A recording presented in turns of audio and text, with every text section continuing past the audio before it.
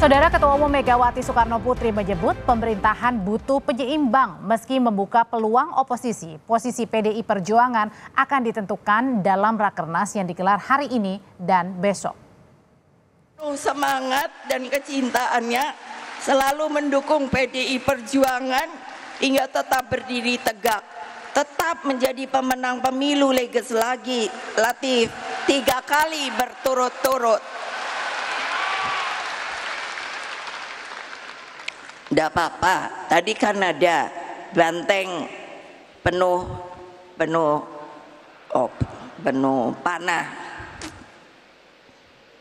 Ya saya bilang nggak apa-apa kok, kita tahan banting kok.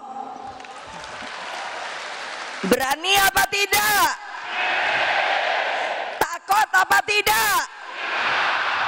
Berani apa tidak? Takut apa tidak? Berani apa tidak? Takut apa tidak? Nah gitu dong, berani. Mega mengoreksi penggunaan istilah oposisi dan koalisi selama ini agar tidak salah kaprah dalam sistem ketatanegaraan Indonesia. Mega juga menjawab soal sikap politik PDIP di pemerintahan Prabowo nanti bukan koalisi atau oposisi, tapi kerjasama atau tidak kerjasama. Jadi bukan parlementer. Jadi sebetulnya kita ini tidak ada koalisi lalu oposisi. Jadi memang agak susah sebetulnya, karena kalau tidak ikut lalu apa ya? Jadi saya bilang pada mereka bertiga, kerjasama. Jika melihat hasil perolehan kursi di DPR RI 2024 hingga 2029, Koalisi Indonesia Maju berpeluang mendapatkan tambahan kursi dari PKB dan Nasdem. Jika ditotal, Koalisi Indonesia Maju yang terdiri dari Golkar, Gerindra, PAN, Demokrat, Nasdem, dan PKB akan memiliki 417 kursi atau menguasai 71%. Sementara yang berpeluang oposisi adalah PDIP dan PKS, yang jumlah kursinya mencapai 163 atau 28% kursi di DPR. Di hari pembukaan Rakernas kelima PDIP, Presiden Joko Widodo menghabiskan waktu di Istana Kepresidenan Gedung Agung Yogyakarta. PLT Deputi Protokol, Pers, dan Media Sekretariat Presiden RI, Yusuf Permana menyebut, Presiden Joko Widodo memiliki kegiatan internal di Jogja. Tim Liputan, Kompas TV.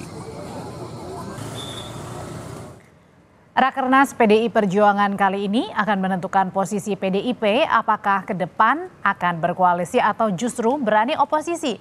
Kami bahas malam hari ini bersama politisi PDI Perjuangan Deddy Sitorus dan juga bergabung Direktur Eksekutif Indikator Politik Indonesia Burhanuddin Muhtadi. Mas Burhan, saat malam. Bang Deddy, saat malam. Malam. Malam, Adri. Saya mau ke Bang Deddy dulu nih, yang kemudian masih hot-hotnya, panas-panasnya Rakernas PDI Perjuangan yang baru saja kita sudah mendengar apa pernyataan dari Ketua Umum. Jadi tadi Bu Mega kan sudah menyebut nih tentang kode-kode pemerintahan ke depan ini butuh penyeimbang, kita juga tapi harus kerja sama. Nah ini merupakan kode keras bahwa akan koalisi atau oposisi atau ada yang lain, Bang Deddy? Saya kira tadi Ibu bicara dalam konteks hubungan dengan partai politik ya, dalam pemilu ya maupun dalam pemerintahan gitu ya. Jadi belum secara tegas gitu menyatakan posisi karena memang baru akan dibahas ya. Ada satu komisi besok yang akan membahas tentang positioning atau sikap politik PDI Perjuangan. Jadi kalau sekarang kita belum bisa hanya berandai-andai, tapi kalau lihat dari semangat Ibu kan Ibu bicara dari awal sejak reformasi bahkan jauh sebelum itu ya tentang demokrasi, konstitusi, dan saya kira itu sikap yang sama dari dulu baik di dalam maupun di luar pemerintahan. Ibu Mega selalu seperti itu. Tetapi untuk pastinya saya kira kita masih harus menunggu hasil pembahasan di komisi terkait sikap politik besok. Saya kira begitu Mbak Audrey. Harus nunggu apa lagi sih Bang? Apakah kemudian ada pertimbangan-pertimbangan lagi atau mungkin lobby-lobby politik yang bikin yakin nih sikapnya PDI Perjuangan? Enggak dong. Karena kan rapat kerja nasional ini yang diperluas ini kan justru ingin menangkap suasana kebatinan dan alam pikir maupun alam rasa dari seluruh kader, terutama struktural dan para kader yang bertugas di legislatif dan eksekutif. Kalau sudah ada keputusannya, buat apa kita ngumpul? Itu kan buang-buang waktu dan buang-buang tenaga. Justru karena demokrasi hidup di dalam partai, maka kita memberi kesempatan malam ini sampai besok siang itu ada pandangan umum dari pengurus-pengurus di tingkat provinsi. Jadi timbang-timbangnya kan ini masih berjalan ya, Bang? Tingkat kabupaten. Loh ya, proses demokrasinya baru dimulai di internal. Oke. Jadi kan kita harus mendengar dulu suara di bawah seperti apa, lalu diputuskan bersama nanti kira-kira seperti itu. Oke, Mas Burhan, kalau dilihatnya sebenarnya tinggal nunggu apa lagi sih selain mendengar suara dari akar rumput begitu untuk menentukan sikapnya PDI Perjuangan ke depan akan oposisi atau kemudian bergabung dalam pemerintahan koalisi? Ya, tentu ada mekanisme internal ya buat PDI Perjuangan untuk mengambil keputusan terkait dengan sikap partai terhadap pemerintahan Prabowo Gibran. Dan menurut saya mekanisme itu bagian dari aturan baku yang biasa saja dalam sistem kepartean yang sudah mapan. Tetapi sebenarnya kalau kita lihat gesture maupun statement dari Ibu Mega, kita bisa mengambil semacam kesimpulan bahwa arah ke oposisi lebih kuat sejauh ini ya, ketimbang bekerjasama sebagai mitra koalisi pemerintahan Prabowo. Jadi pernyataan beliau dalam pidato politiknya tadi di Rakernas kelima PDI Perjuangan itu menyebut beberapa kunci seperti demokrasi memerlukan checks and balance, demokrasi memerlukan kontrol dan penyeimbang. Termasuk juga dengan sindiran ini ya, yang partai sudah mulai meminta jatah menteri untuk koalisinya Prabowo Gibran gitu. Iya betul. Jadi memang gesturnya kita bisa semacam tarik kesimpulan, meskipun lagi-lagi secara formal kita harus menunggu lebih sabar bagaimana Rakernas akhirnya mengambil sikap terhadap pemerintahan ke depan. Oke, Bang Deddy, selain nanti dalam Rakernas PDI Perjuangan ini menghasilkan keputusan apakah PDI Perjuangan akan berada di koalisi atau oposisi di pemerintahan yang Prabowo Gibran, apakah juga ada hal-hal yang dibahas misalnya salah satunya dengan keanggotaan dari keluarga Pak Jokowi?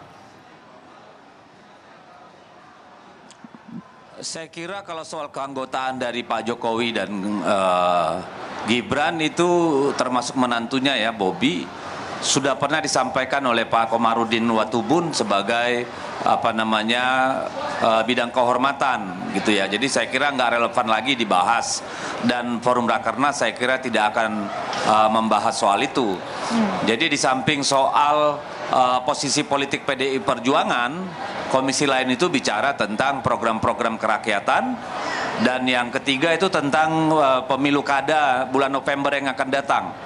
Jadi saya kira tidak ada membahas soal itu ya, karena itu sudah pernah dijawab oleh Pak Komarudin Watubun gitu. Jadi memang kita fokus pada tiga hal itu. Yang pertama bicara soal posisi politik, dan harap dicatat bahwa posisi politik itu kita melihat ada urgensi kita tetap menjaga demokrasi dan konstitusi dengan baik, berkaca dari pengalaman kita terhadap penyelenggaraan pemilu legislatif dan pemilu presiden kemarin. Dan kemudian tentu kami harus memperbaharui program-program kerakyatan, di mana kita dulu punya yang namanya Dasa Cita, itu yang yang kemudian menjadi program-program Pak Jokowi selama 2 periode, dan yang terakhir kita menghadapi pilkada. Jadi 3 hal itu aja yang pokok kita bahas, Mbak, tidak ada secara spesifik hal teknis, soal kecil, soal keanggotaan. Oke, Mas Burhan, jadi pasti nanti ditentukan ya dalam Rakernas ini akan menentukan atau ditentukan nantinya arah PDI Perjuangan. Apakah juga jangan-jangan nanti bisa jadi tunggu dulu pilkada di tahun ini sampai selesai? Sebenarnya Audrey ya, kita tidak perlu terlalu buru-buru ya mengambil kesimpulan. Dan buat saya sebenarnya gesture tadi sudah banyak mengatakan sesuatu ya. justru yang menarik buat saya adalah soliditas partai-partai pendukung Prabowo Gibran nanti. Karena kita tahu tidak ada partai yang dominan hasil pemilu 2024. Ada 4 partai yang perolehan suaranya di atas 10%, PDI Perjuangan, Golkar, kemudian Gerindra dan PKB. Sementara partainya presiden terpilih yaitu Gerindra hanya di peringkat ketiga.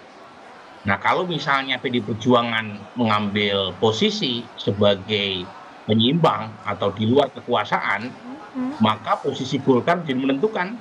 Karena per hari ini Nasdem dengan PKB sekalipun itu juga belum jelas arahnya. Jadi kalaupun toh keduanya masuk ke dalam pemerintahan, tetapi kalau keduanya tanda kutip mengambil jarak dengan kebijakan yang bersifat tidak populer, maka kekuatan utama Pak Prabowo di bawah 50%. Jadi lagi-lagi situasi seperti sekarang justru membuat kita harus melirik, terutama partai-partai seperti Golkar, PKB, dan Nasdem.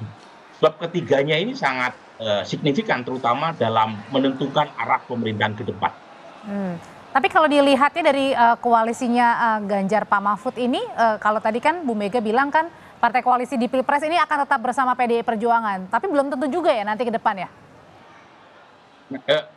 Mitra PDI Perjuangan kan yang punya kekuatan atau kursi di parlemen hari ini kan hanya P3. Dan P3 terancam tidak lolos parliamentary threshold.